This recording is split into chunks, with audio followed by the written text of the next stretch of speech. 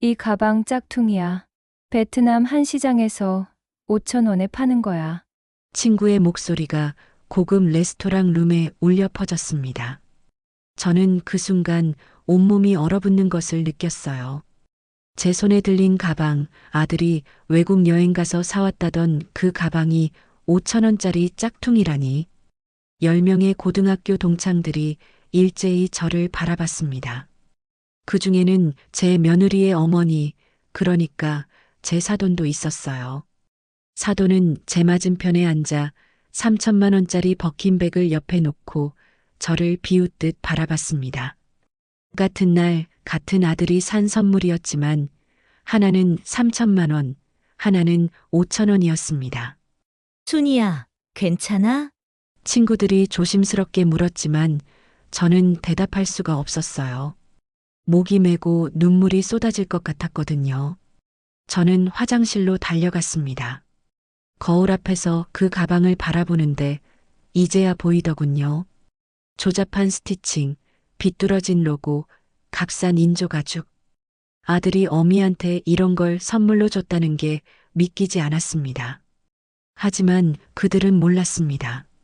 제 집 책장 구석에 먼지 쌓인 진짜 베트남 가방이 있다는 것을요. 그 안에 30년 전 남편이 남긴 서류가 숨어 있다는 것을요. 서울 강남 한복판 120억짜리 빌딩 등기 권리증이 바로 그 안에 있다는 거요. 3개월 후 저는 그 고급 레스토랑에 다시 왔습니다. 하지만 이번엔 쫓겨나온 할머니가 아니었어요. 제 손엔 변호사가 준비한 서류가 들려 있었고 제 통장엔 100억이 넘는 돈이 찍혀 있었습니다. 며느리와 아들, 그리고 사돈 앞에서 저는 말했습니다. 이 짝퉁 가방 덕분에 제 인생이 바뀌었다고요. 안녕하세요. 오늘도 달빛 담은 사연을 찾아주신 여러분 정말 감사합니다. 사연 시작하기 전에 구독과 좋아요 꼭 눌러주세요. 여러분의 응원이 달빛 담은 사연에게 큰 힘이 됩니다. 그럼 지금부터 68세 김순이 할머니의 이야기를 시작하겠습니다. 안녕하세요. 저는 김순이입니다. 올해 68세고요. 30년 전 남편을 먼저 떠나보낸 후 혼자 아들 민수를 키웠습니다. 남편이 돌아가시고 나서 저는 동네 시장에서 작은 반찬 가게를 시작했어요. 새벽 5시에 일어나 나물을 다듬고 김치를 담그고 밑반찬을 만들어 팔았습니다. 손님들이 맛있다고 해주실 때마다 힘이 났어요. 그렇게 30년을 살았습니다. 제 옷은 늘 시장에서 사는 10,000원짜리였고 가방도 몇 년씩 같은 걸 들고 다녔습니다. 하지만 아들만큼은 남부럽지 않게 키우고 싶었어요. 좋은 학원 보내고 대학 보내고 결혼까지 시켰습니다. 아들은 대기업에 취직했고 예쁜 며느리를 데려왔어요. 저는 행복했습니다. 3개월 전 일이었습니다. 아들 민수가 회사 포상 휴가로 며느리랑 파리 여행을 다녀왔어요. 인천공항 입국장에서 저는 며느리 부모님과 함께 아이들을 기다렸습니다. 며느리 어머니 이영자 씨는 제 고등학교 동창이었어요.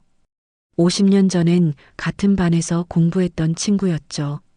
하지만 세월이 흐르며 우리의 처지는 많이 달라졌습니다.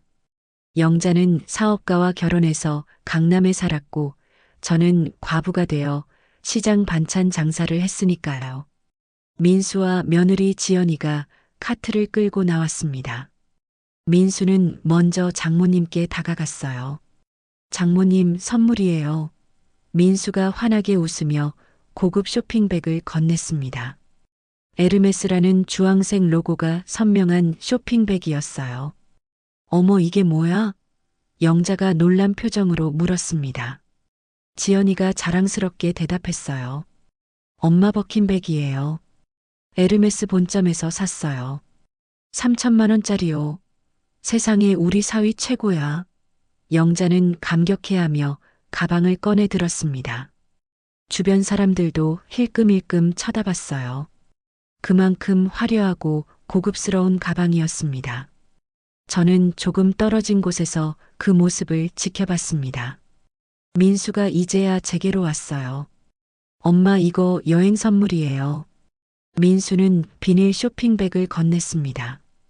에르메스 쇼핑백과는 확연히 다른 평범한 비닐백이었어요. 어머, 가방이네. 제가 반갑게 물었습니다. 지연이가 시큰둥하게 대답했어요. 네, 에르메스 비슷한 거예요. 공항 면세점에서 샀어요. 고맙다, 아가. 저는 기쁜 마음으로 가방을 꺼내봤습니다. 주황색 로고가 있는 가죽 가방이었어요. 에르메스 버킨백과 비슷하게 생겼는데 조금 작았습니다. 아들이 외국까지 가서 사온 선물이라는 게 그렇게 기쁠 수가 없었어요. 집으로 돌아온 후 저는 거울 앞에서 새 가방을 들어봤습니다. 그래도 아들이 외국까지 가서 사왔다는데 비슷한 거래도 기쁘지 뭐. 혼잣말을 하며 가방 이곳저곳을 만져봤어요. 요즘은 이런 브랜드도 있나 봐. 에르메스 비슷한 거라니. 저는 가방을 소중히 옷장에 넣어뒀습니다. 다음에 친구들 만날 때 들고 가야겠다고 생각했어요. 일주일 후 제 핸드폰에 카톡이 왔습니다. 고등학교 동창 모임 단체방이었어요. 다들 이번 토요일 모임 오시죠? 영자가 물었습니다. 동창들이 하나둘 댓글을 달았어요. 나 갈게. 나도. 저도 갈게요. 영자가 다시 메시지를 보냈습니다. 참, 나 파리 다녀왔어. 선물 나눠줄 거 있어. 동창들이 우와, 부럽다, 좋겠다 댓글을 달았어요. 저도 댓글을 달았습니다. 나도 새 가방 생겼어. 아들이 외국 가서 사왔어. 영자가 바로 답장했어요. 오울이 보러 와. 저는 기분이 좋았습니다. 영자는 부자지만 저도 이제 아들이 사준 해외 명품 비슷한 가방이 있으니까요.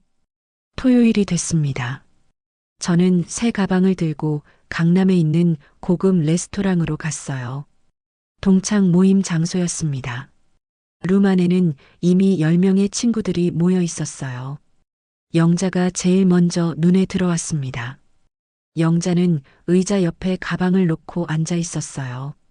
주황색 에르메스 버킨백이었습니다. 조명을 받아 반짝이는 가방이 정말 고급스러워 보였어요. 순이야, 왔어? 동창들이 반갑게 맞아줬습니다. 저는 인사를 하며 자리에 앉았어요. 영자 맞은편 자리였습니다. 영자가 자랑스럽게 말했습니다.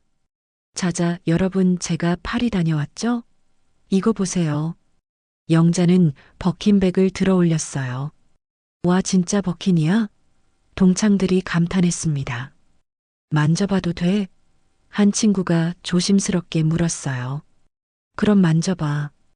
영자가 흐뭇하게 웃었습니다. 우리 사위가 사줬어. 파리 에르메스 본점에서 산 거야.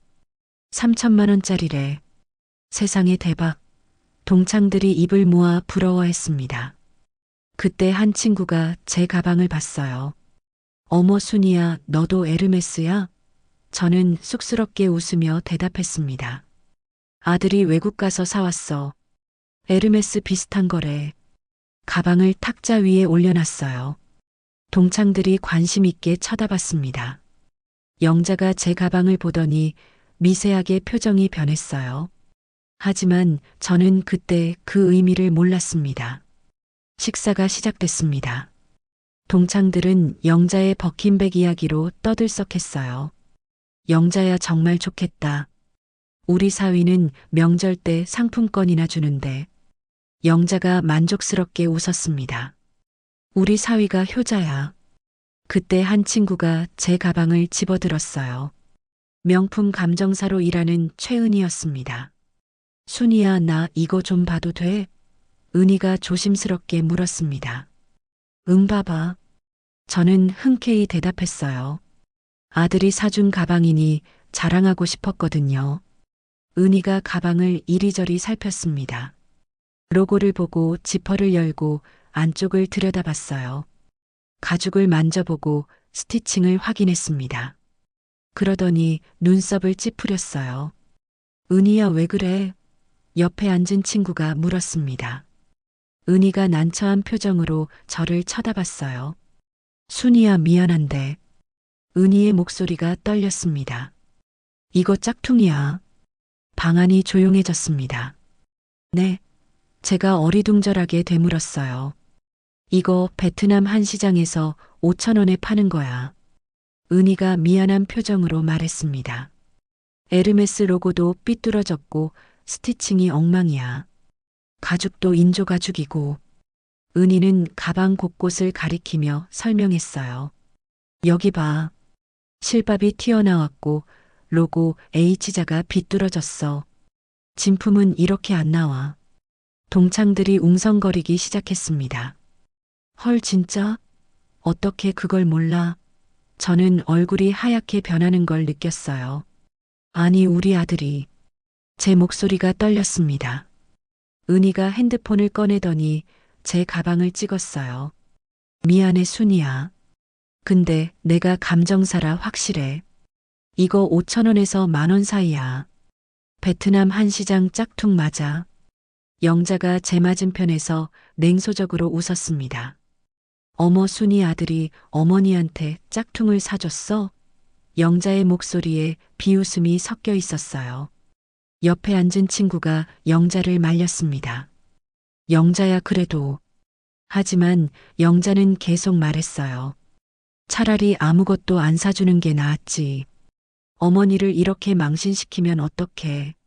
같은 날 같은 아들이 산 선물인데 하나는 3,000만 원이고 하나는 5,000원이라니. 저는 더 이상 그 자리에 있을 수가 없었습니다. 미안, 나 화장실 좀. 겨우 말을 꺼내고 자리에서 일어났어요. 가방을 움켜쥐고 화장실로 달려갔습니다. 뒤에서 동창들이 속삭이는 소리가 들렸어요. 순이 괜찮대? 창피해서 어떡해. 그래도 아들 마음은 있었겠지. 그리고 영자의 목소리가 또렷하게 들렸습니다. 마음이고 뭐고 우리 사위는 진짜 버킨 사주는데 저 집은 5,000원짜리 짝퉁. 이게 계급이지 뭐. 화장실에 들어가 문을 잠갔습니다. 거울 앞에 섰어요. 거울 속에 초라한 할머니가 한 명 서 있었습니다. 손에는 5,000원짜리 짝퉁 가방을 들고 있었어요. 저는 가방을 자세히 들여다봤습니다. 이제 보이더군요. 삐뚤어진 로고 조잡한 마감 튀어나온 실밥 값싼 인조 가죽. 핸드폰으로 베트남 한시장 짝퉁을 검색했어요. 똑같은 가방이 5,000원에서 10,000원에 팔리고 있었습니다. 아들이 나한테 이런 걸. 중얼거리며 주저앉았어요. 눈물이 주르륵 흘러내렸습니다.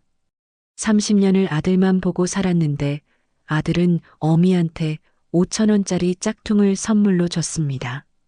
그것도 며느리 어머니한테는 3,000만 원짜리 버킨백을 사주고요. 그 차이가 5,909만 5,000원이었습니다. 저는 그 숫자만큼 초라했어요. 한참을 화장실에 있다가 나왔습니다.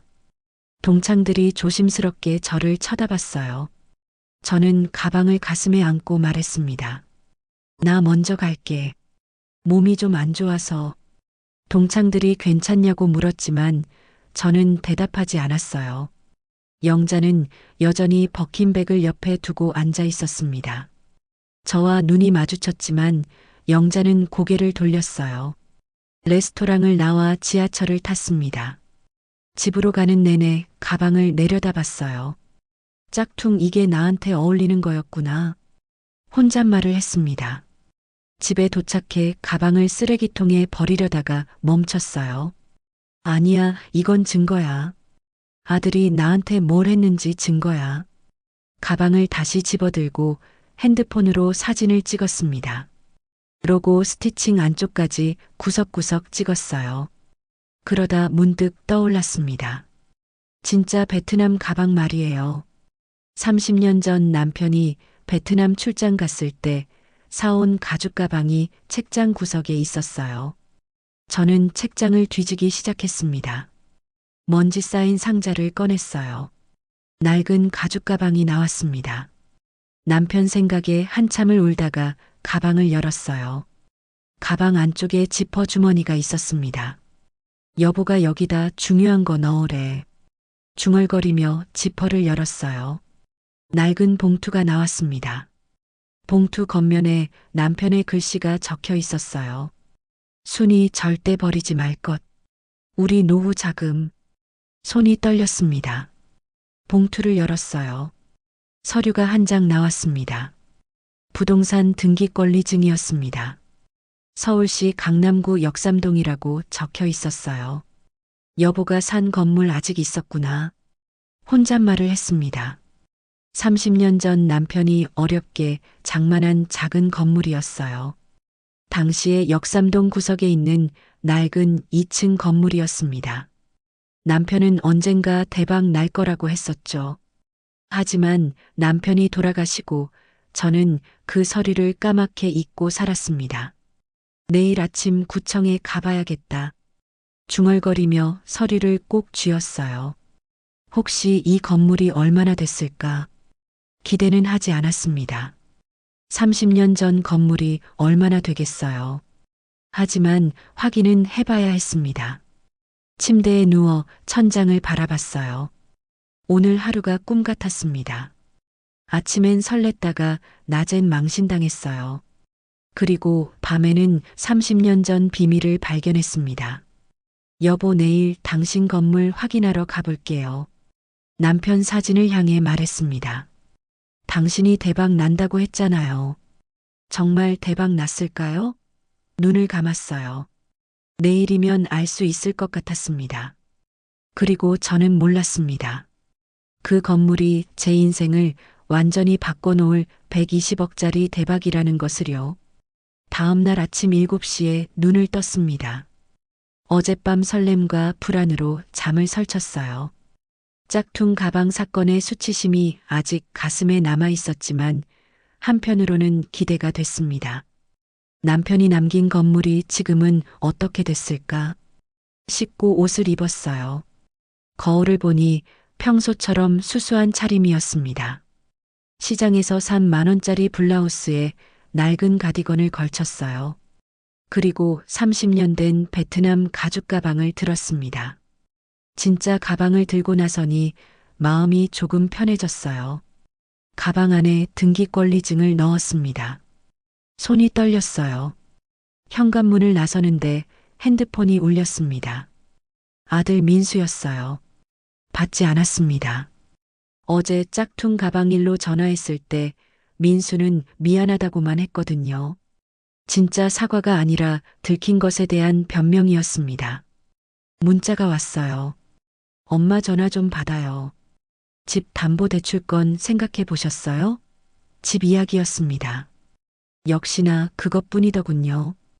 핸드폰을 가방에 넣고 버스를 탔습니다. 구청은 9시에 문을 엽니다. 저는 8시 50분에 도착했어요. 민원실 앞에서 기다렸습니다. 다른 어르신들도 몇 명 계셨어요. 9시가 되자 직원이 문을 열었습니다. 무엇을 도와드릴까요? 젊은 여직원이 친절하게 물었어요. 등기부등본 발급하려고요. 제가 말하며 30년 된 등기권리증을 꺼냈습니다. 이 주소로 부탁드려요. 직원이 서류를 받아 주소를 확인했어요. 서울시 강남구 역삼동. 직원의 손가락이 키보드 위에서 멈췄습니다. 잠깐만요. 직원이 화면을 뚫어지게 쳐다봤어요.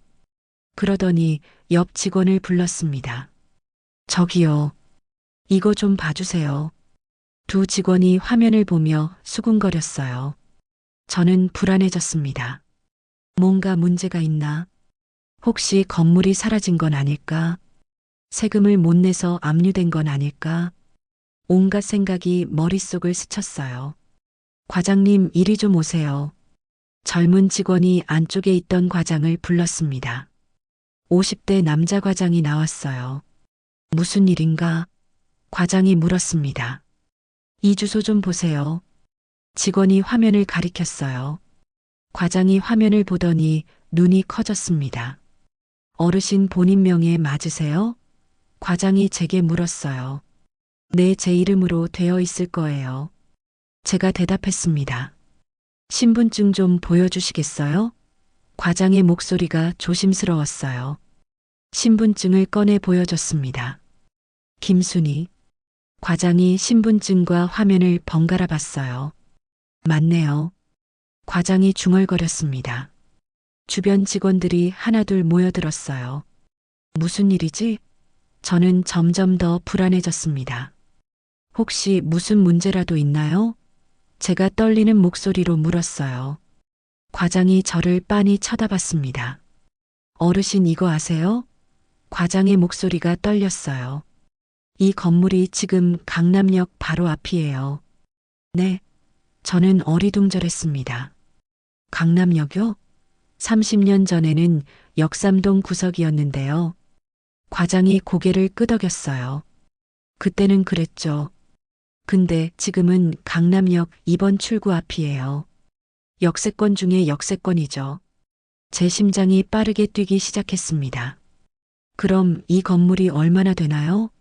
제가 조심스럽게 물었어요. 과장이 다른 직원에게 말했습니다. 최근 시세 좀 찾아봐. 젊은 직원이 열심히 키보드를 두드렸어요. 나왔습니다. 직원이 종이에 숫자를 적었습니다. 과장이 그 종이를 보더니 휘파람을 불었어요. 어르신 감정가가. 과장이 종이를 제게 보여줬습니다. 120억 원. 숨이 멎는 줄 알았습니다. 뭐라고요? 제가 다시 물었어요. 120억이요? 과장이 고개를 끄덕였습니다. 네, 최소한 그 정도예요. 이 위치면 더 받을 수도 있어요. 주변 직원들이 웅성거렸어요. 대박이다. 30년 보유했으면 양도세도 거의 없겠네. 저는 의자에 주저앉을 뻔했습니다. 과장이 재빨리 제 팔을 잡아줬어요. 괜찮으세요? 물을 드릴까요? 과장이 걱정스럽게 물었습니다. 네, 괜찮아요. 제가 겨우 대답했어요. 그냥 너무 놀라서. 과장이 웃으며 말했습니다. 당연하시죠. 그런데 어르신 어떻게 30년간 이 건물을 그냥 두셨어요? 임대료 수입만 해도 연 10억은 나왔을 텐데요. 저는 고개를 저었어요. 몰랐어요. 이 서류가 오래된 가방 안에 숨어 있었거든요. 남편이 돌아가시고 까맣게 잊고 있었어요. 직원들이 놀란 표정으로 저를 쳐다봤습니다. 등기부등본 발급해 드릴게요. 과장이 말했습니다. 그리고 어르신 혹시 매각 생각 있으시면 저희 아는 부동산 있는데요. 과장이 명함을 한 장 꺼냈어요. 여기 대표가 이쪽 전문이에요. 명함을 받아들었습니다. 강남 프라임 부동산 대표 박성진. 고맙습니다. 제가 말했어요. 등기부등본이 출력됐습니다. 종이를 받아들고 한참을 바라봤어요. 소유자 김순희. 소재지 서울시 강남구 역삼동. 건물 5층. 대지 200평. 제 이름이 선명하게 박혀 있었습니다. 구청을 나왔습니다. 다리가 휘청거렸어요. 근처 카페에 들어가 앉았습니다. 아메리카노를 주문하고 등기부등본을 펼쳐놨어요. 120억. 숫자가 실감나지 않았습니다. 핸드폰으로 검색했어요. 강남역 역삼동 건물 시세. 여러 부동산 사이트가 나왔습니다. 평당 6천만 원. 역세권 프리미엄 2배. 대지 200평이면. 계산기를 두드렸어요. 200 곱하기 6천만 원. 120억. 정말이었습니다.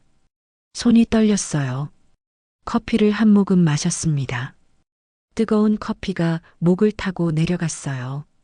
정신이 조금 돌아왔습니다. 여보, 당신 말이 맞았어요. 중얼거렸어요. 대박 났어요. 정말 대박. 눈물이 핑 돌았습니다. 30년 전 남편의 얼굴이 떠올랐어요. 순이야, 이 건물 절대 팔지 마. 나중에 우리 노후 자금이 될 거야. 남편의 목소리가 들리는 것 같았습니다. 핸드폰이 또 울렸어요. 이번에는 며느리 지연이었습니다. 받지 않았어요. 문자가 왔습니다. 어머님 연락 좀 주세요. 집 증여건 진지하게 생각해 주셨으면 좋겠어요. 저희 정말 급해요. 집 증여. 어제는 담보대출이더니 오늘은 아예 증여래요. 웃음이 나왔습니다. 지들은 120억짜리 건물주가 눈앞에 있는 줄도 모르고 제 2억짜리 집을 노리고 있었어요. 강남역에 가봐야겠다. 혼잣말을 했습니다. 제 건물을 직접 보고 싶었어요. 카페를 나와 지하철을 탔습니다.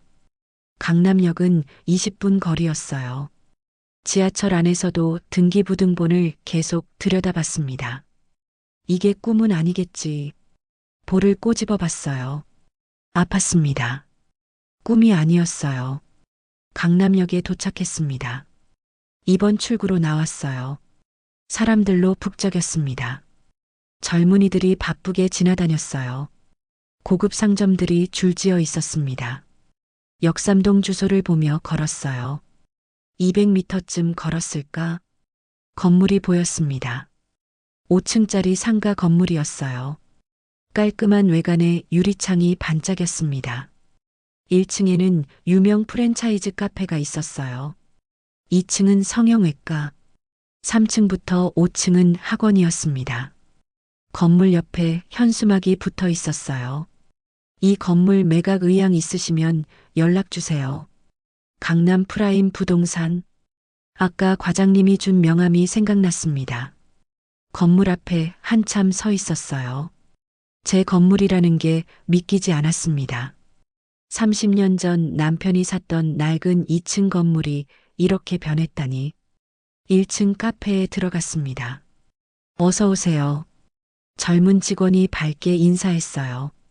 아메리카노 하나요. 주문하고 창가 자리에 앉았습니다. 밖을 내다보니 사람들이 끊임없이 지나다녔어요. 유동인구가 엄청났습니다. 옆 테이블 대학생들이 이야기하고 있었어요. 야, 여기 임대료 진짜 비싸대. 한 학생이 말했습니다. 그래도 강남역 바로 앞이잖아. 위치가 장난 아니지. 다른 학생이 맞장구 쳤어요. 건물주 부럽다.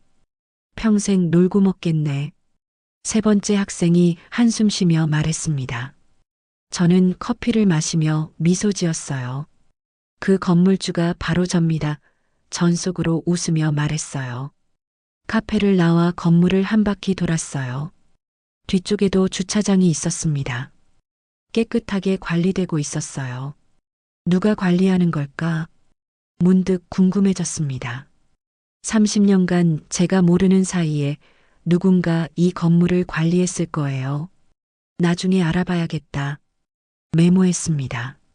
핸드폰을 꺼내 명함을 다시 봤어요. 강남 프라임 부동산. 박성진 대표. 전화를 걸었습니다. 3번 신호음이 울렸어요. 여보세요. 중년 남자 목소리가 들렸습니다. 박성진 대표님이세요? 제가 물었어요. 네, 맞습니다. 누구시죠? 구청 과장님 소개로 전화드려요. 역삼동 건물건이요. 제가 말했습니다. 잠깐만요. 박 대표의 목소리가 긴장했어요. 혹시 그 건물 주인이세요? 네, 제 명의예요. 대답했습니다. 세상에. 박 대표가 감탄했어요. 드디어 주인님을 찾았네요. 지금 어디세요? 건물 앞이요. 제가 말했습니다. 10분만 계세요. 제가 바로 갈게요. 박 대표가 다급하게 말했고 전화가 끊겼어요. 저는 건물 앞 벤치에 앉아 기다렸습니다. 10분도 안 돼서 정장 입은 남자가 달려왔어요. 혹시 김순희 님이세요? 남자가 숨을 헐떡이며 물었습니다. 네, 제가요. 제가 일어났어요. 박성진입니다. 명함 드릴게요. 남자가 명함을 건넸습니다. 정말 뵙게 돼서 영광입니다. 박 대표가 악수를 청했어요. 저는 악수를 받았습니다. 근처 조용한 카페로 가시죠. 박 대표가 제안했어요. 카페에 들어가 룸으로 안내됐습니다. 자리에 앉자 박 대표가 노트북을 꺼냈어요. 먼저 신분증과 등기부등본 확인 좀 할게요. 보여드렸습니다. 박 대표가 꼼꼼히 확인했어요. 확실하시네요. 박 대표가 안도의 한숨을 쉬었습니다. 솔직히 말씀드릴게요. 박 대표가 진지하게 말했어요. 이 건물 주인 찾느라 업계가 난리였어요. 30년간 소유주가 나타나지 않았거든요. 세금은 자동이체로 빠져나갔고 건물 관리는 옛날 관리인이 계속했어요. 그 관리인도 작년에 돌아가셨고요. 제가 놀라 물었어요. 그럼 지금은요? 박 대표가 대답했습니다. 지금은 1층 카페 사장님이 임시로 관리해요. 임대료는 계속 들어왔고 관리비 빼고 나머지는 어르신 명의 계좌에 쌓였을 거예요. 계좌요? 저는 깜짝 놀랐습니다. 저는 통장을 받은 적이 없는데요. 박 대표가 설명했어요. 30년 전 부동산 등기할 때 계좌도 같이 만들었을 거예요. 남편분이 만드셨을 거고요. 은행 가서 확인해 보세요. 몇십억은 쌓여 있을걸요. 몇십억이요? 제 목소리가 떨렸습니다. 박 대표가 계산기를 두드렸어요. 최근 5년만 봐도 월 임대료가 5천만 원은 나왔을 거예요. 1년이면 6억, 5년이면 30억. 물론 세금이랑 관리비 빠지지만 20억 이상은 있을 거예요. 그 전 기록까지 합치면 더 많을 거고요. 저는 할 말을 잃었습니다. 20억이 그냥 통장에 있다고요? 박 대표가 계속 설명했어요. 그리고 건물 자체는 지금 시세로 120억이에요. 팔 생각 있으세요? 제가 물었습니다. 팔면 세금은요? 박 대표가 대답했어요. 30년 장기 보유니까 공제 많이 받으세요. 양도세 내고 손에 쥐는 돈이 100억은 넘을 거예요. 100억? 숫자가 너무 커서 실감이 나지 않았습니다. 대기업들이 줄 서서 사려고 해요. 박 대표가 말했습니다. 이 위치에 이 평수면 금방 팔려요. 어르신이 원하시면 일주일 안에 계약할 수 있어요. 저는 한참을 생각했어요. 팔까 말까? 하지만 답은 정해져 있었습니다. 팔겠어요. 제가 말했습니다. 빨리요. 박 대표가 환하게 웃었어요. 좋은 결정이세요. 제가 최고가로 팔아드릴게요. 그리고 어르신. 박 대표가 진지하게 말했습니다. 이거 가족들한테 말씀하셨어요? 아직이요. 제가 대답했어요. 박 대표가 조언했습니다. 계약 끝날 때까지 비밀로 하세요. 돈 문제로 가족 간에 싸우는 거 많이 봤어요. 특히 큰 돈은요. 알겠어요. 제가 고개를 끄덕였습니다. 사실 말할 생각도 없었어요. 어제 짝퉁 가방 일이 생각났습니다. 그리고 집을 담보로 잡자는 아들과 며느리가 떠올랐어요. 그들은 제가 5천 원짜리 짝퉁이나 어울리는 사람이라고 생각했습니다. 하지만 곧 알게 될 거예요. 제가 120억짜리 건물주라는 걸요. 박 대표와 헤어지고 집으로 돌아왔습니다. 현관문을 열고 들어서는데 핸드폰이 울렸어요. 또 며느리였습니다. 이번에는 받았어요. 녹음 앱을 켰습니다. 여보세요. 제가 대답했어요. 어머님, 왜 연락이 안 되세요? 지연이 짜증 섞인 목소리로 물었습니다. 바빴어.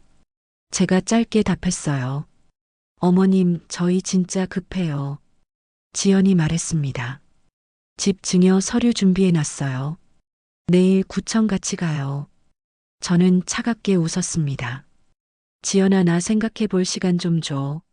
언제까지요? 이번 주 안에는 결정해 주세요. 지연의 목소리가 날카로웠어요. 알았어. 제가 말하고 전화를 끊었습니다. 녹음 파일을 저장했어요. 파일명을 집 증여 요구라고 적었습니다. 소파에 앉아 오늘 하루를 정리했습니다. 120억 건물 확인, 부동산과 매각 합의, 며느리 통화 녹음. 이제 준비는 거의 다 됐어요. 마지막으로 변호사를 만나야 합니다. 내일 변호사 사무실에 가봐야겠다. 메모했습니다. 재산 보호와 법적 절차를 확실히 해야 했어요. 핸드폰을 보니 사돈 영자에게서도 문자가 와 있었습니다.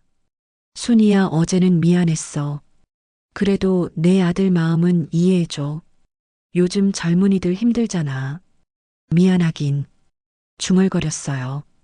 짝퉁 가방 들고 망신당한 건 기억도 안 나나 봐요. 문자를 지웠습니다. 베트남 가죽 가방을 열어 등기부등본을 넣었어요. 이 가방이 제 인생을 바꿨습니다. 짝퉁 가방은 저를 모욕했지만 진짜 가방은 제게 120억을 선물했어요. 가방을 쓰다듬으며 남편 사진을 봤습니다. 여보, 고마워요. 당신이 지켜준 거예요. 이제 제가 우리 노후를 지킬게요.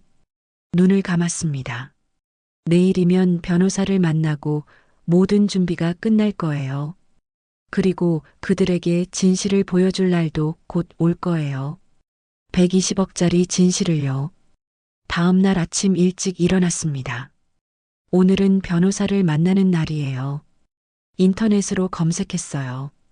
상속 증여 전문 변호사. 여러 사무실이 나왔습니다. 리뷰를 하나하나 읽었어요. 그 중에서 유진 변호사 사무실이 눈에 들어왔습니다. 시니어 재산 보호 전문. 친절하고 꼼꼼하다는 후기가 많았어요. 전화를 걸었습니다. 여보세요. 유진 변호사 사무실입니다. 젊은 여자 목소리가 들렸어요. 상담 예약하고 싶은데요. 제가 말했습니다. 네, 무슨 일로 오실 건가요? 재산 보호요. 그리고 증여 관련해서요. 대답했어요. 오늘 오후 2시 괜찮으세요? 직원이 물었습니다. 좋아요. 그 시간에 갈게요. 제가 확인했습니다. 주소는 강남역 근처였어요. 제 건물에서 가까운 곳이었습니다. 옷장을 열어 제일 깨끗한 옷을 꺼냈어요. 검은색 바지에 흰색 블라우스. 거울을 보니 그래도 단정해 보였습니다. 베트남 가죽 가방에 등기부등본과 녹음 파일이 든 핸드폰을 넣었어요. 그리고 어제 박성진 대표가 준 건물 시세 자료도 챙겼습니다. 준비를 마치고 현관문을 나서는데 또 핸드폰이 울렸어요. 아들 민수였습니다. 녹음을 켜고 받았어요. 여보세요. 제가 말했습니다. 엄마 요즘 왜 이래요? 전화도 안 받고. 민수의 목소리가 짜증 섞여 있었어요. 바빴어. 제가 짧게 답했습니다. 엄마 집 담보대출건은 생각해 보셨어요? 우리 정말 급하거든요. 민수가 다급하게 말했어요. 생각해 보고 있어. 제가 대답했습니다. 언제까지요? 이번 주 안에 답 주세요. 민수의 목소리가 강압적이었어요. 그런데 민수야. 제가 물었습니다. 그 파리 여행 선물 말이야. 응? 민수가 경계하는 목소리로 답했어요. 그게 짝퉁이었더라. 제가 차분하게 말했습니다. 전화 너머가 조용해졌어요. 베트남 한 시장에서 5천 원에 파는 거래. 내가 고등학교 동창 모임에서 망신당했어. 제가 계속 말했습니다. 엄마 그게. 민수가 변명하려 했어요. 너희 장모님한테는 3천만 원짜리 버킨 사주고 나한테는 5천 원짜리 짝퉁. 이게 아들이 할 짓이니? 제 목소리가 떨렸습니다. 엄마 그건 상황이. 민수가 말했어요. 무슨 상황? 돈이 없었어? 그럼 아무것도 안 사주는 게 나았지. 날 이렇게 망신시키면서 집 담보로 잡자고, 증여하라고. 제가 소리쳤습니다. 엄마 지금 그게 중요해요? 민수가 오히려 화를 냈어요. 우리 형편이 어떤지 알잖아요. 엄마 집 하나로 우리가 살 수 있어요. 나는 어디서 살아? 제가 물었습니다. 엄마는 나중에 우리랑 같이 살면 되잖아요. 아니면 요양원이라도. 민수가 말했어요. 또 요양원이구나. 제가 쓴웃음을 지었습니다. 엄마 제발 이기적으로 굴지 마세요. 민수가 말했고 전화를 끊어버렸어요. 녹음을 저장했습니다. 파일명은 짝퉁 인정 및 담보 압박. 이제 녹음이 3개가 됐어요. 충분한 증거였습니다. 버스를 타고 강남역으로 향했습니다. 창밖을 보며 생각했어요. 아들이 변했을까 아니면 원래 이랬을까? 제가 너무 맹목적으로 사랑해서 못 봤던 걸까? 슬펐지만 이제는 명확했습니다. 제가 지켜야 할 건 아들이 아니라 제 자신이었어요. 오후 2시 정각에 유진 변호사 사무실에 도착했습니다. 깨끗한 사무실이었어요. 직원이 반갑게 맞아줬습니다. 김순희 님이시죠? 잠시만 기다리세요. 5분쯤 지나 30대 후반으로 보이는 여자 변호사가 나왔어요. 안녕하세요. 유진 변호사입니다. 변호사가 악수를 청했습니다. 저는 악수를 받았어요. 상담실로 안내됐습니다. 편하게 앉으세요. 변호사가 말했습니다. 어떤 일로 오셨어요? 변호사가 노트를 꺼내며 물었어요. 저는 가방에서 서류들을 꺼냈습니다. 등기부등본을 먼저 보여줬어요. 변호사가 서류를 받아 읽었습니다. 눈이 점점 커졌어요. 이거 어르신 명의세요? 변호사가 놀라 물었습니다. 네, 제 건물이에요. 제가 대답했습니다. 강남역 앞 120억짜리 건물. 변호사가 중얼거렸어요. 대단하시네요. 그런데 무슨 문제가 있으세요? 변호사가 물었습니다. 저는 천천히 이야기를 시작했어요. 아들과 며느리가 제 재산을 노리고 있다고. 짝퉁 가방 사건도 설명했습니다. 집을 담보로 잡자는 것도 증여하라는 것도 다 말했어요. 변호사는 꼼꼼히 메모했습니다. 녹음도 있어요. 제가 핸드폰을 꺼냈습니다. 3개 파일을 들려줬어요. 변호사가 하나하나 다 들었습니다. 표정이 점점 굳어졌어요. 이건 명백한 재산 탈취 시도네요. 변호사가 말했습니다. 특히 요양원 발언은 학대에 가까워요. 제가 놀라 물었어요. 학대요? 네. 정서적 학대예요. 변호사가 확인해 줬습니다. 그래서 제가 하고 싶은 게 있어요. 제가 말했습니다. 첫째, 이 건물을 팔 거예요. 둘째, 받은 돈을 제 명의로 안전하게 보호하고 싶어요. 셋째, 아들과 며느리가 법적으로 한 푼도 건드릴 수 없게 만들고 싶어요. 변호사가 고개를 끄덕였어요. 다 가능해요. 변호사가 말했습니다.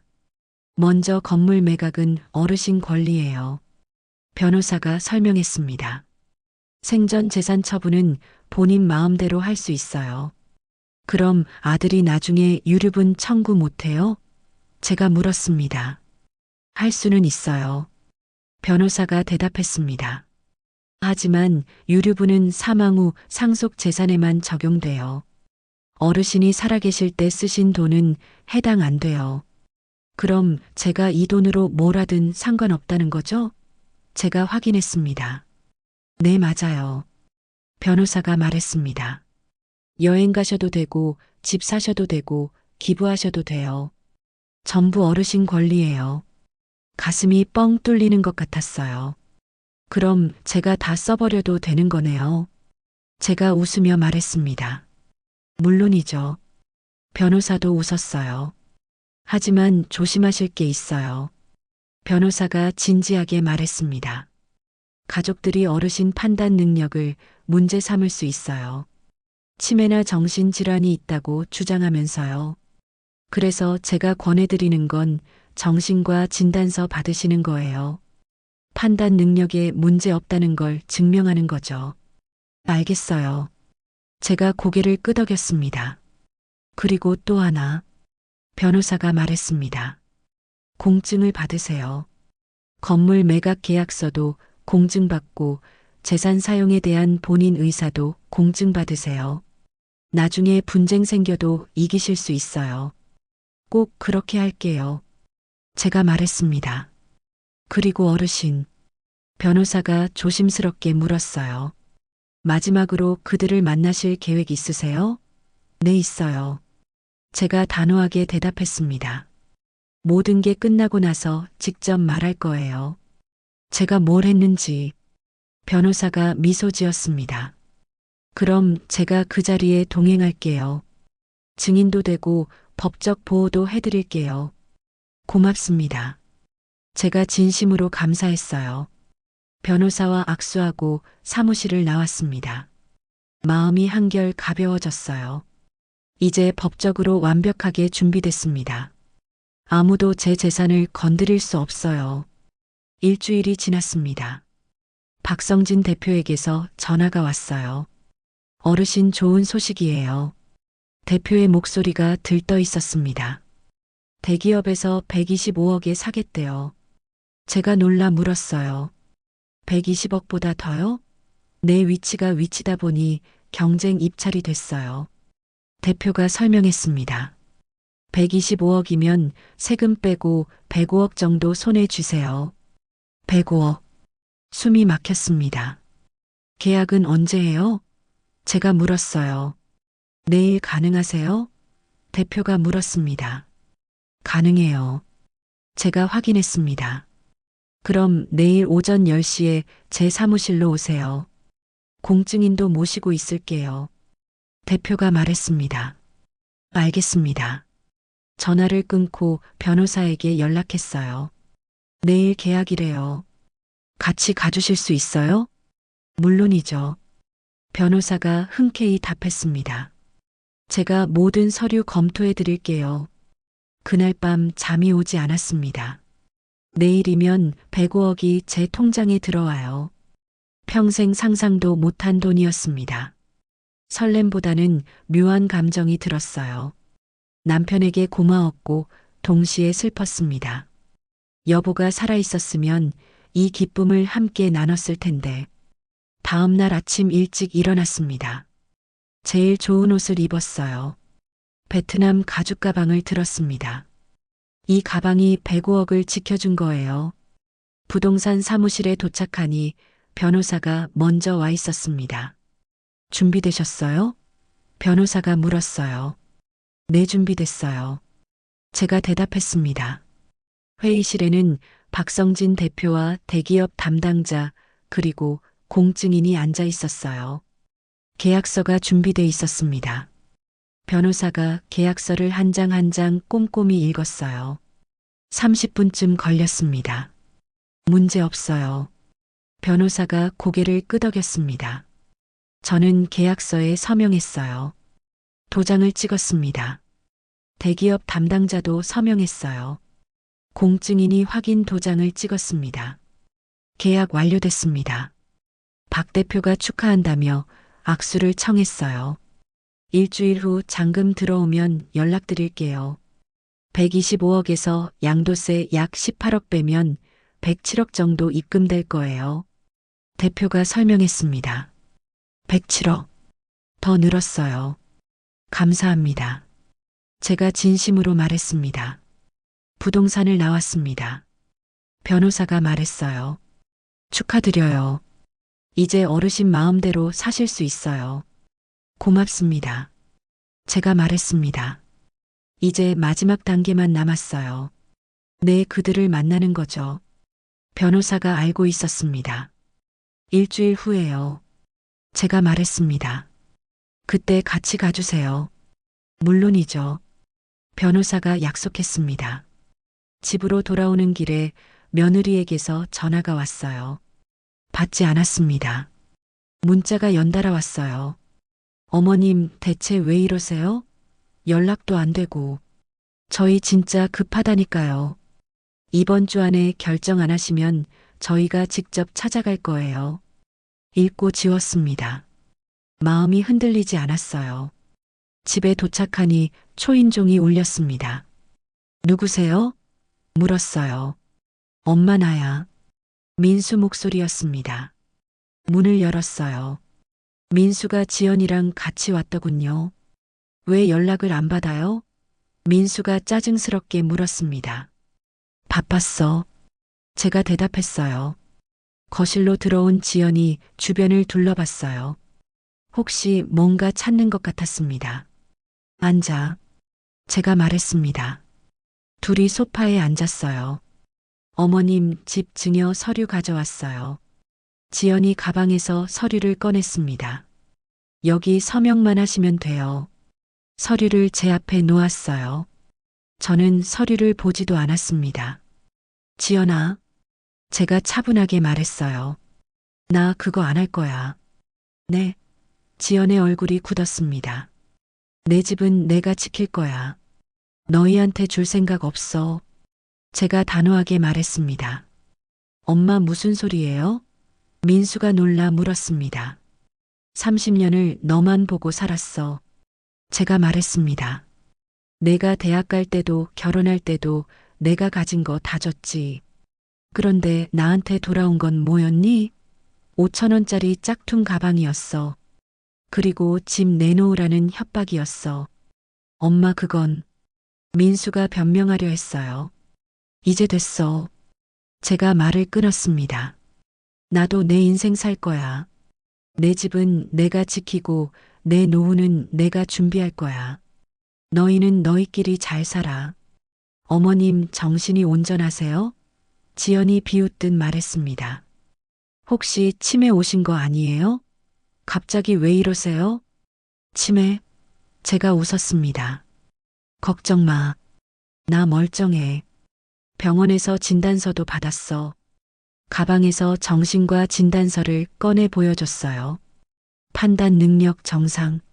지연의 얼굴이 하얗게 변했습니다. 둘은 더 이상 할 말이 없다는 듯 일어났어요. 엄마 후회하실 거예요. 민수가 차갑게 말하고 나갔습니다. 문이 쿵 닫혔습니다. 저는 소파에 주저앉았어요. 떨렸지만 후회하지 않았습니다. 이제 일주일만 기다리면 돼요. 그때 모든 진실을 보여주는 거예요. 일주일이 지났습니다. 박성진 대표에게서 전화가 왔어요. 어르신 잔금 입금됐어요. 확인해 보세요. 대표가 말했습니다. 핸드폰으로 은행 앱을 켰어요. 통장을 확인했습니다. 숫자가 보였어요. 107억 2천만 원. 눈물이 났습니다. 정말이었어요. 제 통장에 107억이 찍혀 있었습니다. 여보, 우리 해냈어요. 중얼거렸어요. 당신이 남긴 건물이 우리 노후를 지켰어요. 아니, 제 노후를요. 더 이상 누구 눈치 보지 않고 살 수 있어요. 변호사에게 전화했습니다. 돈 들어왔어요. 제가 말했어요. 축하드려요. 이제 그들을 만나실 준비 되셨어요? 변호사가 물었습니다. 네, 준비됐어요. 제가 단호하게 대답했습니다. 내일 저녁 7시 어때요? 고급 한정식 집으로 모두 초대할 거예요. 좋아요. 제가 동행할게요. 변호사가 약속했습니다. 민수에게 문자를 보냈습니다. 내일 저녁 7시 역삼동 한정식 집으로 와. 지연이랑 장인 장모님도 모시고 와. 중요한 얘기 있어. 곧 답장이 왔어요. 알겠어요. 민수가 답했습니다. 무슨 얘기인데요? 지연이 물었습니다. 내일 알게 될 거야. 제가 답장했습니다. 그날 밤 옷장을 열었어요. 내일 입을 옷을 골랐습니다. 백화점에 가서 새 옷을 샀어요. 고급스러운 한복이었습니다. 100만 원이 넘었지만 아깝지 않았어요. 구두도 새로 샀습니다. 그리고 가방도 샀어요. 진짜 명품 가방은 아니었지만 괜찮은 브랜드였습니다. 더 이상 짝퉁 취급받지 않을 거예요. 거울 앞에 섰습니다. 새 옷을 입은 제 모습이 낯설었어요. 하지만 나쁘지 않았습니다. 당당해 보였어요. 내일이면 모든 게 끝나요. 제가 뭘 했는지, 그들이 뭘 놓쳤는지 다 보여줄 거예요. 107억이라는 진실을요. 베트남 가죽 가방을 쓰다듬었습니다. 이 가방이 제 인생을 바꿨어요. 30년간 숨어있던 비밀이 터진 거예요. 내일은 이 가방을 들고 가야겠다. 마지막으로 이 가방의 가치를 보여주는 거예요. 눈을 감았습니다. 내일이 기다려졌어요. 통쾌한 복수의 날이요. 다음 날 저녁 6시 30분. 저는 새로 산 한복을 입었습니다. 거울을 보니 달라 보였어요. 더 이상 초라한 할머니가 아니었습니다. 손에는 베트남 가죽 가방을 들었어요. 마지막으로 이 가방의 진짜 가치를 보여줄 거예요. 가방 안에는 통장 사본과 건물 매각 계약서 그리고 녹음이 담긴 핸드폰이 들어 있었습니다. 택시를 타고 역삼동 한정식 집으로 향했습니다.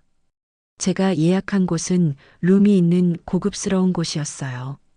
1인당 15만 원짜리 코스였습니다. 예전 같았으면 상상도 못할 금액이었죠. 하지만 이제는 달랐어요. 제 통장에는 107억이 있었으니까요. 식당 앞에 도착하니 변호사가 먼저 와서 기다리고 있었습니다. 준비되셨어요? 변호사가 물었어요. 저는 고개를 끄덕였습니다. 네, 이제 끝을 볼 시간이에요. 우리는 함께 안으로 들어갔습니다. 직원이 예약한 룸으로 안내해 줬어요. 넓고 고급스러운 방이었습니다.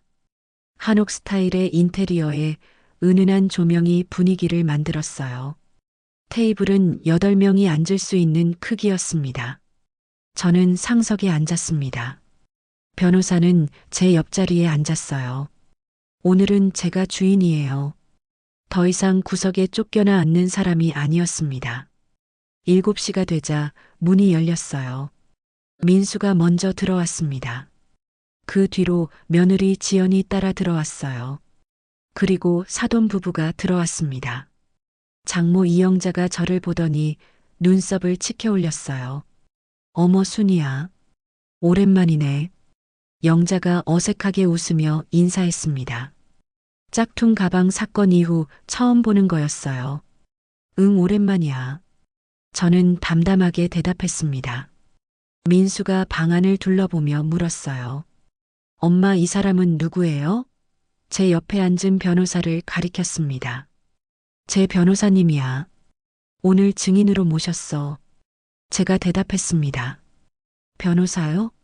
지연의 얼굴이 굳었습니다. 무슨 일로요? 곧 알게 될 거야. 저는 짧게 답했어요. 자리에 앉아. 어색한 침묵이 흘렀습니다. 민수는 제 맞은편에 앉았고 지연은 그 옆에 앉았어요. 사돈 부부는 지연 옆에 자리를 잡았습니다. 직원이 들어와 물을 따르고 메뉴를 설명했어요. 음식이 하나씩 나오기 시작했습니다. 식사가 시작됐습니다. 하지만 아무도 젓가락을 들지 않았어요. 긴장감이 방 안을 가득 채웠습니다. 장인이 먼저 입을 열었어요. 그래서 사돈 무슨 이야기를 하시려고 우릴 부르신 겁니까? 장인의 목소리는 불편함이 묻어 있었습니다. 저는 물을 한 모금 마시고 천천히 입을 열었어요. 식사부터 하시죠. 이야기는 나중에 해도 돼요. 제가 말했습니다. 민수가 짜증스럽게 말했어요. 엄마, 우리 시간 없어요. 빨리 말씀하세요. 급할 거 없어. 천천히 하자. 저는 태연하게 반찬을 집었습니다. 지연이 장모 영자를 쳐다봤어요. 영자도 저를 빤히 쳐다봤습니다. 눈빛에 의심이 가득했어요. 그때 영자가 제 가방을 봤습니다. 순이야, 그 가방. 영자가 말했어요. 그 낡은 가죽 가방 아직도 들고 다녀? 베트남에서 산 거 맞지? 저는 가방을 쓰다듬었습니다. 응, 30년 됐어. 남편이 사준 거야. 영자가 코웃음을 쳤어요. 30년이나 된 가방을. 아직도 새 거 하나 못 사? 살 수 있어. 제가 잔잔하게 말했습니다. 안 사는 거야.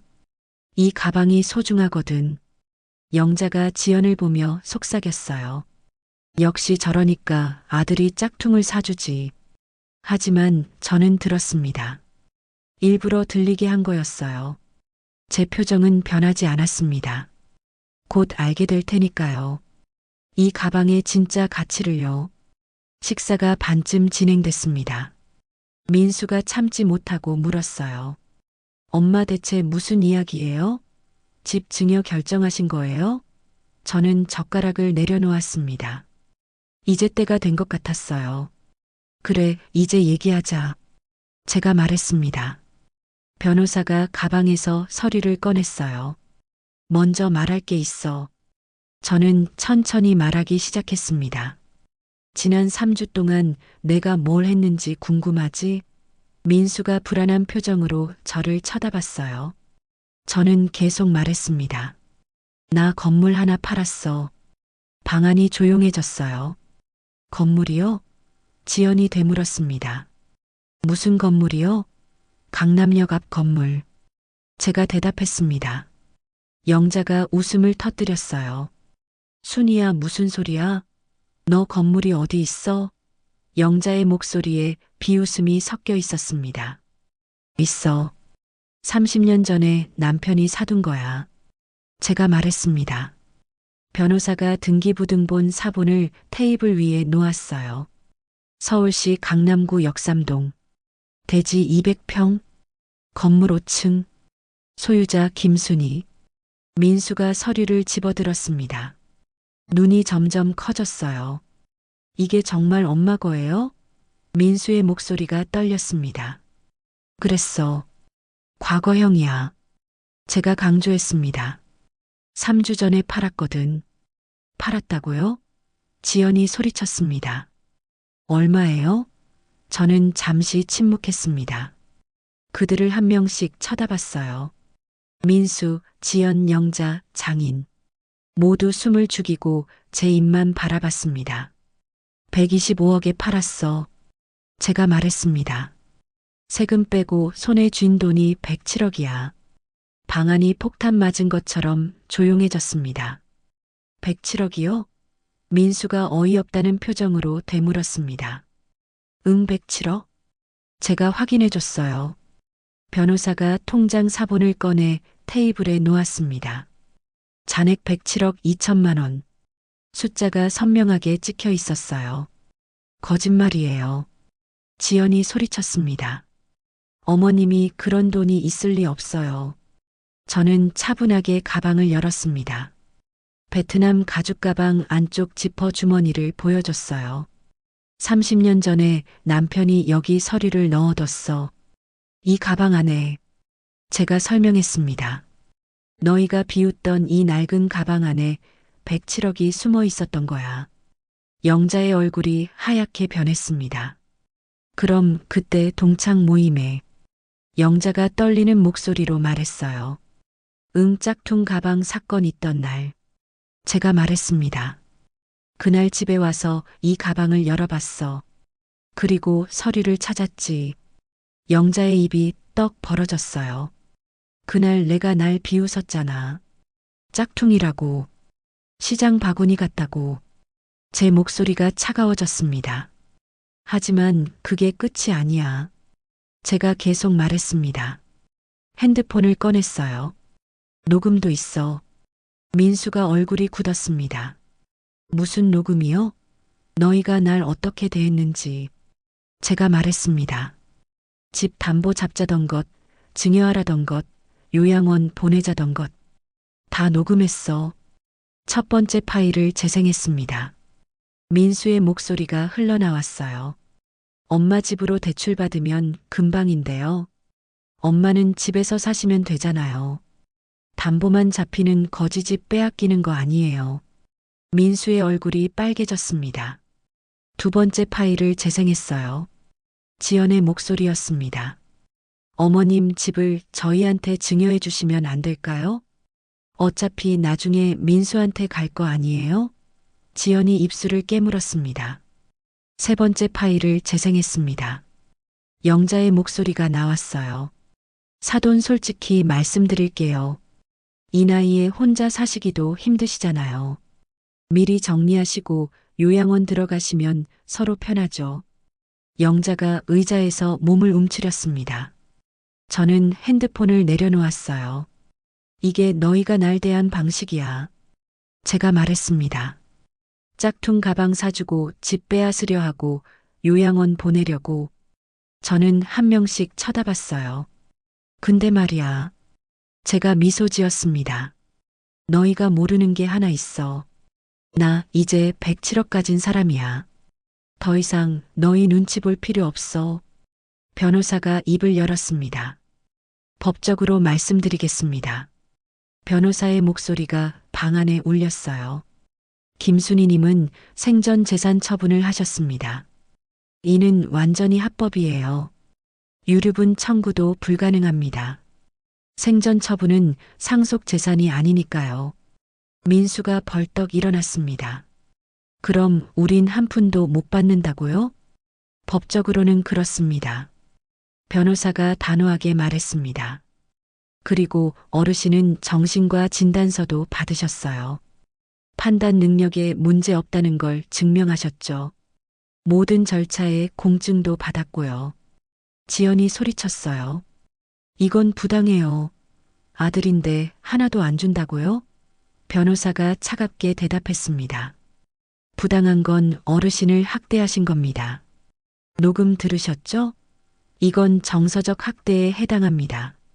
장인이 끼어들었어요.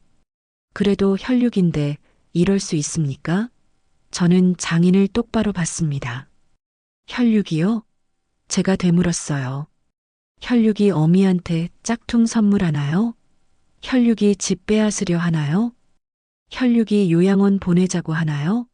장인이 할 말을 잃었습니다. 영자가 떨리는 목소리로 말했어요. 순이야, 우리 50년 친구잖아. 이러지 마. 저는 영자를 쳐다봤습니다. 50년 친구가 동창 모임에서 날 망신줬어. 영자야. 제가 말했습니다. 너 짝퉁이라고 비웃었잖아. 시장 바구니라고 했잖아. 그러면서 3천만 원짜리 버킨백 자랑했지. 영자의 눈에 눈물이 고였어요. 근데 말이야. 제가 계속 말했습니다.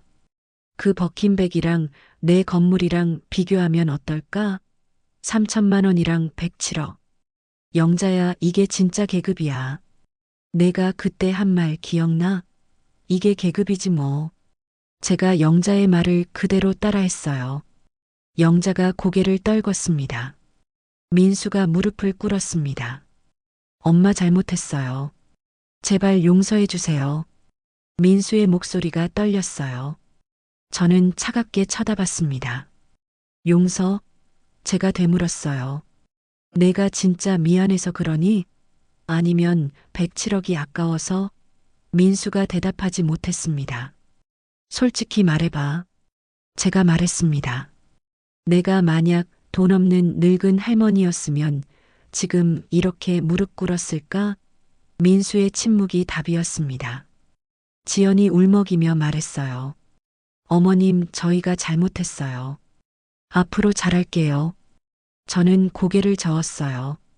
늦었어. 제가 말했습니다. 난 이미 결정했어. 107억으로 뭘 할 거냐고. 제가 그들을 보며 말했습니다. 내가 쓸 거야. 여행도 가고 좋은 집도 사고 하고 싶은 거 다 하면서 살 거야. 그리고 남은 돈은 어려운 사람들 돕는데 기부할 거야. 너희한테 한 푼도 안 줘. 민수가 고개를 들었어요. 엄마, 그럼 나는요? 너? 제가 차갑게 웃었습니다. 넌 지금까지 잘 살았잖아. 앞으로도 알아서 잘 살겠지. 그리고 민수야. 제가 마지막으로 말했습니다.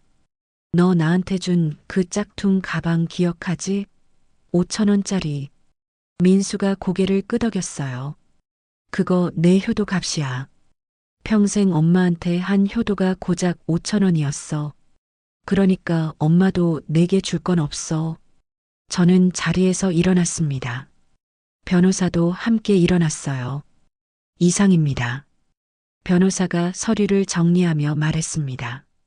법적으로 이의 제기하시려면 하셔도 됩니다. 하지만 이기실 수 없을 거예요. 저희는 나가겠습니다. 저는 베트남 가죽 가방을 들었습니다. 30년간 107억을 지켜준 가방이었어요.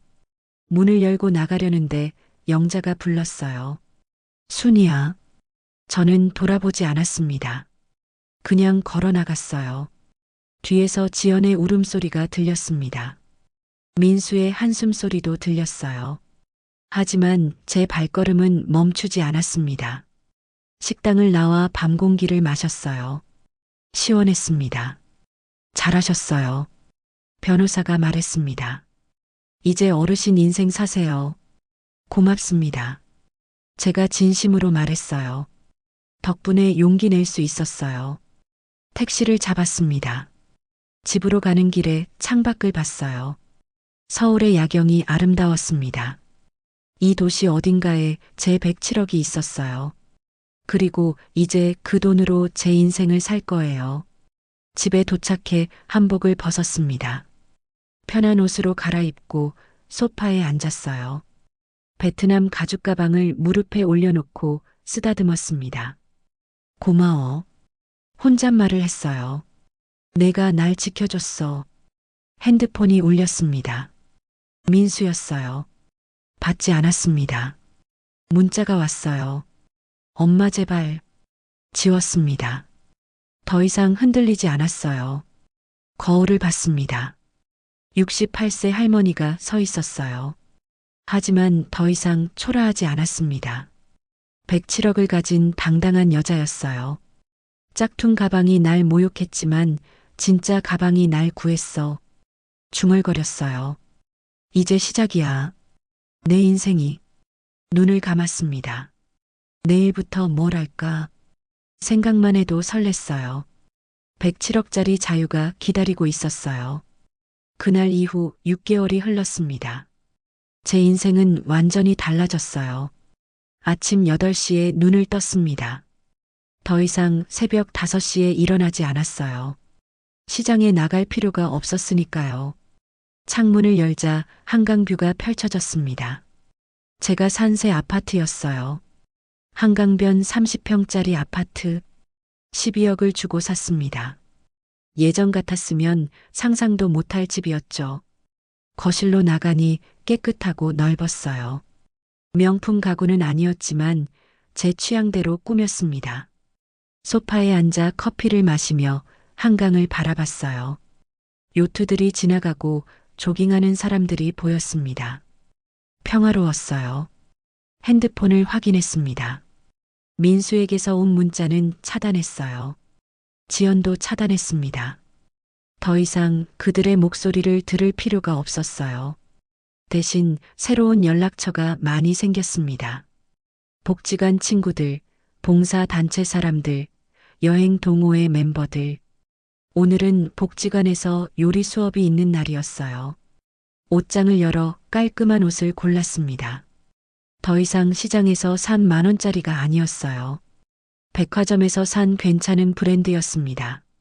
과하지 않게 적당히 좋은 옷이었어요. 가방을 챙겼습니다. 요즘은 새로 산 가방을 들고 다녔어요. 하지만 베트남 가죽 가방도 옷장에 소중히 보관했습니다. 일주일에 한 번씩은 꺼내서 닦아줬어요. 제 인생을 바꿔준 가방이었으니까요. 현관을 나서며 거울을 봤습니다.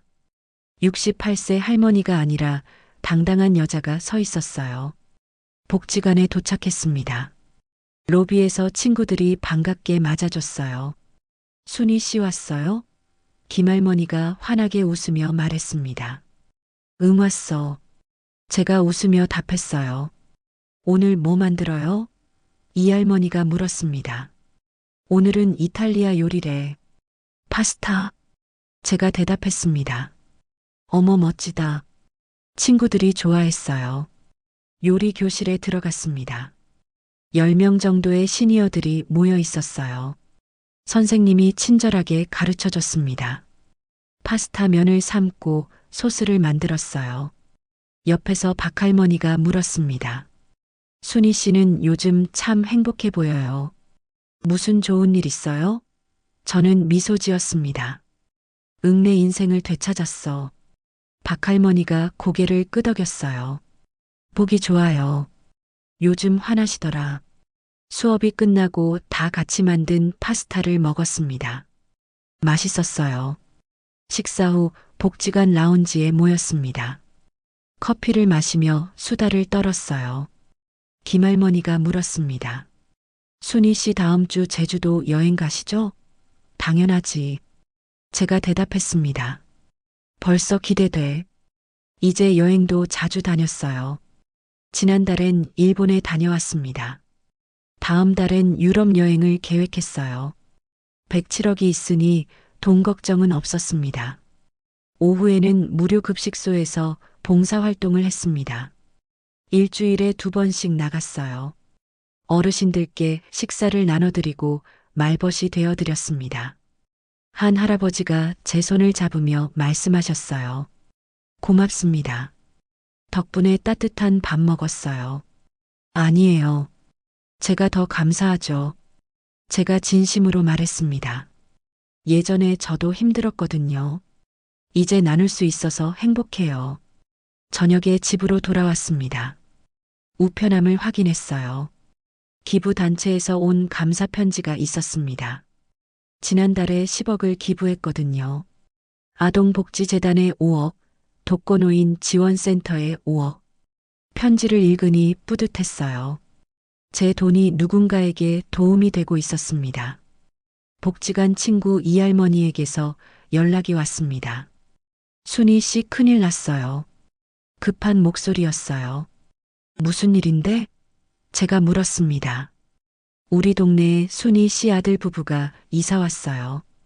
이할머니가 말했습니다. 그래. 제가 담담하게 답했어요. 그런데 분위기가 이상해요. 부부 싸움하는 소리가 매일 들려요. 이할머니가 걱정스럽게 말했습니다. 다음 날 이할머니 동네에 갔습니다. 궁금하지 않다고 하면 거짓말이었어요. 낡은 빌라 2층이었습니다. 예전에 살던 강남 아파트와는 천지 차이였어요.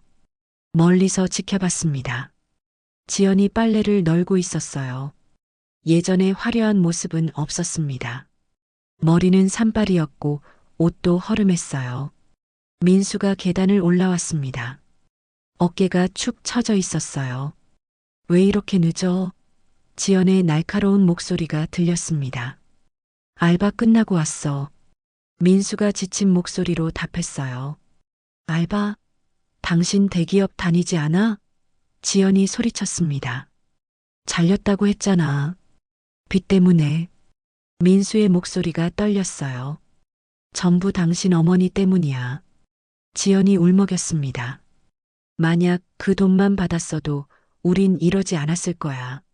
문이 쾅 닫혔습니다. 저는 조용히 그 자리를 떠났어요. 가슴 한편이 아팠습니다. 하지만 후회하지 않았어요. 그들이 선택한 길이었으니까요. 이 할머니가 나중에 더 자세히 알려줬습니다. 민수는 회사에서 잘렸대요. 빚 독촉 때문에 업무에 집중 못했다고. 지연은 이혼하고 싶어 하는데 재산이 없어서 망설인대요. 사돈댁에서도 연락 끊었답니다. 딸이 가난해지니까요. 3개월 후였습니다. 백화점에 쇼핑을 갔어요. 친구 생일 선물을 사러 갔습니다. 명품 매장을 지나가는데 익숙한 목소리가 들렸어요. 이거 얼마예요? 돌아보니 영자였습니다. 사돈 장모 영자. 버킨백을 들고 있었어요. 6개월 전 그 가방이었습니다. 직원이 차갑게 대답했어요. 그건 전시품이라 판매 안 합니다. 영자가 당황하며 물었습니다. 아니, 제 가방인데요? 제가 몇 년 전에 산 거예요. 수선하러 맡겼는데. 직원이 고개를 저었어요. 손님, 이건 저희 매장 제품이 아니에요. 뭐라고요? 영자의 목소리가 커졌습니다. 직원이 가방을 자세히 보더니 말했어요. 이거 짝퉁이에요. 스티칭 보세요. 엉망이잖아요. 영자의 얼굴이 하얗게 변했습니다. 그럴 리 없어요. 사위가 파리에서 산 거라고요. 직원이 단호하게 말했습니다. 죄송하지만 짝퉁 맞습니다. 저희 매장에서는 처리 못해요. 영자가 휘청거렸어요. 그때 영자가 저를 봤습니다. 순이야. 영자가 부르며 다가왔어요. 나 큰일 났어. 이게 짝퉁이래. 저는 차분하게 가방을 봤습니다. 정말 짝퉁이네. 제가 말했어요. 어떻게 알아? 영자가 물었습니다. 나도 받아봤잖아. 제가 대답했습니다. 민수가 준 거 기억나? 5,000원짜리. 영자의 눈이 커졌어요. 설마 우리 사위도? 영자가 떨리는 목소리로 물었습니다. 아마도. 제가 말했습니다. 같은 날 산 거잖아. 영자가 주저앉을 뻔했어요. 3천만 원 줬는데 짝퉁이었어? 영자가 울먹였습니다. 저는 별로 동정심이 들지 않았어요. 그래도 난 5,000원짜리였잖아. 제가 말했습니다. 영자야, 넌 그래도 비싼 짝퉁이라도 받았어. 근데 말이야. 제가 계속 말했습니다. 진짜 가치는 겉모습이 아니더라. 영자가 저를 쳐다봤어요. 내 베트남 가죽 가방 기억나지? 너희가 시장 바구니라고 비웃던 거. 영자가 고개를 끄덕였습니다. 그 안에 107억이 들어있었어. 제가 말했습니다. 내 3천만 원짜리 짝퉁 버킨보다 107억짜리 낡은 가방이 진짜였어. 영자의 입이 떡 벌어졌어요. 순이야, 미안해. 그때 내가. 영자가 사과하려 했습니다. 괜찮아. 제가 손을 들어 막았어요. 덕분에 정신 차렸어. 그 모욕이 날 깨웠거든. 이제 난 행복해. 107억으로 하고 싶은 거 다 하면서 살아. 영자의 눈에 눈물이 고였어요. 나도 잘못했어. 지연이가 그렇게 가르쳤어. 시어머니 무시하라고. 이제 와서 변명은 필요 없어. 제가 말했습니다. 우린 여기서 끝이야. 영자야, 잘 살아. 저는 돌아서서 걸어갔습니다. 뒤에서 영자가 부르는 소리가 들렸지만 돌아보지 않았어요. 명품 가방 코너를 지나며 생각했습니다. 진짜 명품은 가방이 아니라 제 인생이었어요. 1년 후였습니다. 저는 제주도에 작은 카페를 열었어요. 바다가 보이는 곳에 아담한 카페였습니다. 이름은 달빛 가방이라고 지었어요. 베트남 가죽 가방에서 따온 이름이었습니다. 카페 벽에는 그 가방을 액자에 넣어 걸어뒀어요. 손님들이 물어보면 이야기해줬습니다. 이 가방이 제 인생을 바꿨다고. 어느 날 오후였습니다. 카페 문이 열렸어요. 민수가 들어왔습니다. 1년 만에 보는 아들이었어요. 많이 야위었습니다. 머리에 흰머리가 많이 보였어요. 엄마. 민수가 조심스럽게 불렀습니다. 왜 왔니? 제가 물었어요. 커피 한잔 할게요. 민수가 말했습니다. 아메리카노를 만들어줬습니다. 민수는 구석자리에 앉았어요. 저도 마주 앉았습니다. 한참 침묵이 흘렀어요. 엄마 정말 미안해. 민수가 먼저 입을 열었습니다. 내가 정말 잘못했어. 이제 와서 변명 안 할게. 그냥 미안해. 민수의 눈에 눈물이 고였어요. 알아. 제가 말했습니다. 근데 민수야, 늦었어. 민수가 고개를 떨궜습니다. 엄마가 행복하시면 됐어. 민수가 말했습니다. 나는 이제 괜찮아. 지연이랑 이혼했어. 빚도 다 갚았어. 새로 시작하려고. 그래, 잘 됐네. 제가 담담하게 답했어요. 엄마는요? 민수가 물었습니다. 제가 카페를 둘러봤어요. 보다시피 잘 살아. 여행도 다니고 봉사도 하고 친구들도 많이 생겼어. 행복해. 민수가 미소 지었습니다. 다행이다. 그럼 나갈게. 민수가 일어났어요. 커피값은요? 민수가 물었습니다. 오늘은 서비스야. 제가 말했습니다. 민수가 문을 열고 나가다가 돌아봤어요. 엄마 정말 행복하세요? 응, 정말 행복해. 제가 확인해 줬어요. 내 엄마가 되려면 나한테 5,000원짜리 짝퉁 가방을 줬으면 안 됐어. 그럼 나도 내 아들로 살 수 있었을 텐데. 민수의 눈에서 눈물이 흘렀어요. 알아요. 제 잘못이에요. 민수가 고개 숙여 인사하고 나갔습니다. 창밖으로 민수가 걸어가는 모습이 보였어요. 뒷모습이 쓸쓸했습니다. 가슴 한편이 아팠지만 후회하지 않았어요. 제가 선택한 길이었으니까요. 벽에 걸린 베트남 가죽 가방을 봤습니다. 고마워. 혼잣말을 했어요. 내가 아니었으면 난 계속 당하며 살았을 거야. 저녁이 됐습니다. 카페 문을 닫고 테라스로 나갔어요. 제주 바다가 석양을 받아 반짝였습니다. 아름다웠어요. 핸드폰을 꺼내 사진을 찍었습니다. 복지관 친구들에게 보내려고요. 내일은 또 새로운 하루가 시작될 거예요. 여행 계획도 세우고 봉사 활동도 하고 카페도 운영하고 68세에 시작한 제 인생. 늦었지만 후회하지 않았습니다. 짝퉁 가방이 준 모욕이 저를 깨웠고 진짜 가방이 준 유산이 저를 자유롭게 했어요. 이제 저는 누구의 눈치도 보지 않아요. 제 돈으로 제가 하고 싶은 대로 살아요. 그게 진짜 명품 인생이더군요. 6개월 후 소식을 들었습니다. 민수가 재취업했대요. 작은 회사지만 성실하게 다닌답니다. 지연은 재혼했고 아이는 민수가 키운답니다. 사돈댁은 파산 위기래요. 사업 실패로요. 영자는 우울증으로 치료받는다고 들었습니다.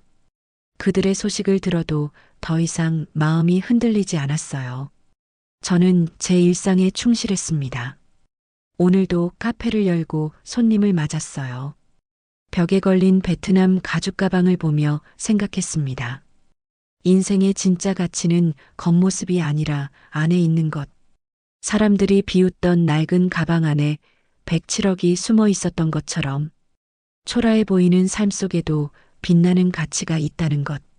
저는 이제 압니다. 짝퉁 명품보다 진짜 행복이 소중하다는 것을요. 거짓된 효도보다 진실한 자유가 값지다는 것을요. 그리고 68세는 끝이 아니라 새로운 시작일 수 있다는 것을요. 여러분도 기억하세요. 누군가 여러분을 짝퉁 취급한다면 그건 그들이 진짜를 알아보지 못하는 거예요. 여러분 안에 있는 진짜 가치를 믿으세요.